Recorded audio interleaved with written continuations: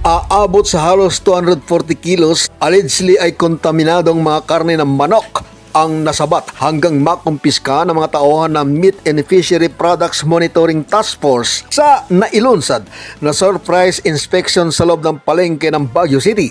Agad na naikasa at nailunsad ang sorpresang pag-inspeksyon at pagkumpiska sa naturang mga kontaminadong karne matapos makatanggap ang ahensya ng reklamo mula sa mga mamimili o mga consumers. Dahil dito, maaaring maharap sa kasong paglabag sa isang city ordinance na ipinatutupad sa lungsod ng Baguio ang isang negosyante kung saan ay ito'y bumabalangkas sa kapakanang pangkalusugan ng mga market goers, mamimili at consumers o ordinansang nasa ilalim ng Food Safety and Meat Inspection at City Market Policy.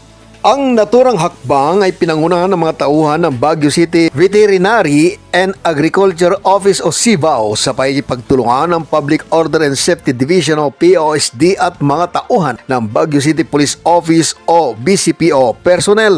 Ayon sa CIVAO, ang naturang contaminated meat confiscation ay may layuning may iwas sa mga market goers na makabili ng mga pagkain hindi ligtas kainin tulad ng mga karning kontaminado. Samantalay, hinikayat ng City Agriculture Office ang publiko na agad nilang ipagbigay alam sa kanila o i-report sa mga otoridad ang mga hinihinalang mga panis at sirang mga karne na mapapansin sa naturang merkado para agad na maaksyonan at makasuhan ng mga involved na grupo o individual. Panawagan pa ng otoridad. Sana maging patas ang mga tindero at tindera sa paraan ng kanilang pagbebenta, walang maapektuhan, walang matatamaan, bagkus isaalang-alang din nila ang kapakanan ng mamayan sa usaping pangkalusugan. Mula sa Baguio City, Fred Rolyoda para sa Mata ng Agila, Northern Luzon. Matatag, matapang, matapat.